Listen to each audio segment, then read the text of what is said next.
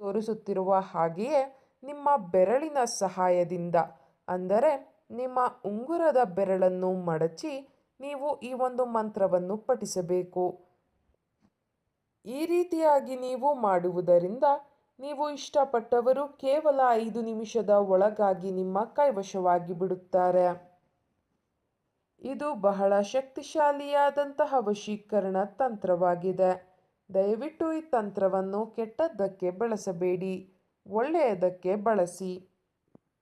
ಈ ಒಂದು ತಂತ್ರವನ್ನು ನೀವು ಮಾಡುವುದರಿಂದ ನೀವು ಇಷ್ಟಪಟ್ಟ ಸ್ತ್ರೀಯನ್ನು ನಿಮ್ಮ ಕೈವಶ ಮಾಡಿಕೊಳ್ಳಬಹುದು. ಹಾಗೂ ಈ ತಂತ್ರವನ್ನು ಮಾಡುವುದು ಹೇಗೆ ಎಂದು ತಿಳಿದುಕೊಳ್ಳುವ ಮೊದಲು ತಪ್ಪದೆ ನಮ್ಮ ಈ ವಿಡಿಯೋವನ್ನು ಲೈಕ್ ಮಾಡಿ. ಹಾಗೂ ನೀವಿನ್ನೂ ನಮ್ಮ ಚಾನಲನ್ನು ಸಬ್ಸ್ಕ್ರೈಬ್ ಮಾಡಿಲ್ಲ ಅಂದರೆ ಈ ಕೂಡಲೇ ಸಬ್ಸ್ಕ್ರೈಬ್ ಬಟನ್ ಮೇಲೆ ಕ್ಲಿಕ್ ಮಾಡಿ ಮತ್ತು ಪಕ್ಕದಲ್ಲೇ ಬರೋ ಬೆಲ್ ಐಕಾನ್ ಮೇಲೆ ಕೂಡ ಕ್ಲಿಕ್ ಮಾಡಿ. ಈ ಒಂದು ತಂತ್ರವನ್ನು ಮಾಡುವುದಕ್ಕೆ ನೀವು ಯಾರನ್ನ ನಿಮ್ಮ ಕೈವಶ ಮಾಡಿಕೊಳ್ಳಬೇಕು ಅಂತ ಇರ್ತೀರಾ ಅವರು ಹಣೆಗೆ ಇಟ್ಟುಕೊಳ್ಳುವಂತಹ ಬೊಟ್ಟು ಬೇಕಾಗುತ್ತದೆ. ಅದರ ಜೊತೆಗೆ ಒಂದು ಬ್ಲ್ಯಾಕ್ ಮಾರ್ಕರ್ ಪೆನ್ ಹಾಗೂ ಕಾಗದ ಬೇಕಾಗುತ್ತದೆ. ಮೊದಲಿಗೆ ಕಾಗದದ ಮೇಲೆ ನೀವು ಯಾರನ್ನ ನಿಮ್ಮ ಕೈವಶ ಮಾಡಿಕೊಳ್ಳಬೇಕು ಅಂತ ಇರ್ತೀರಾ ಅವರ ಹೆಸರನ್ನು ಬರೆಯಬೇಕು. ಉದಾಹರಣೆಗೆ ದೀಪ ಅಂತ ಬರೆದುಕೊಳ್ಳಿ. ಅದರ ಜೊತೆಗೆ ಪ್ಲಸ್ ಚಿಹ್ನೆಯನ್ನು ಬಳಸಿ ನಿಮ್ಮ ಹೆಸರನ್ನು ಕೂಡ ಬರೆಯಬೇಕು. ಉದಾಹರಣೆಗೆ ರಮೇಶ್ ಅಂತ ಬರೆದುಕೊಳ್ಳಿ. ಹಾಗೂ ನೀವು ಹೆಸರನ್ನು ಬರೆದಿರುವ ಜಾಗದ ಮೇಲೆ ಬೊಟ್ಟನ್ನು ಕೂಡ ಇಡಬೇಕು.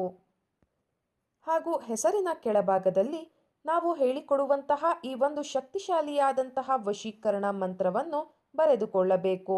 ಆ ವಶೀಕರಣ ಮಂತ್ರ ಯಾವುದು ಎಂದರೆ ರೂಟೆ ಪ್ಯಾರೆ ಕೋ ವಾಪಸ್ ಲಾವೋ के लिए या फिर किसी को भी अपने वश में लावो. ಈ ಒಂದು ಮಂತ್ರವನ್ನು ನೀವು 108 ಬಾರಿ ಪಠಿಸಬೇಕು ವೀಕ್ಷಕರೇ. ಹಾಗೂ ಈ ಮಂತ್ರವನ್ನು ಪಠಿಸುವ ಮುನ್ನ ನಾವು ವಿಡಿಯೋದಲ್ಲಿ ತೋರಿಸುತ್ತಿರುವ ಹಾಗೆಯೇ ನಿಮ್ಮ ಬೆರಳಿನ ಸಹಾಯದಿಂದ ಅಂದರೆ ನಿಮ್ಮ ಉಂಗುರದ ಬೆರಳನ್ನು ಮಡಚಿ ನೀವು ಈ ಒಂದು ಮಂತ್ರವನ್ನು ಪಠಿಸಬೇಕು. ನಾವು ವಿಡಿಯೋದಲ್ಲಿ ತೋರಿಸುತ್ತಿರುವ ಹಾಗೆಯೇ ಮಾಡಬೇಕು ವೀಕ್ಷಕರೇ.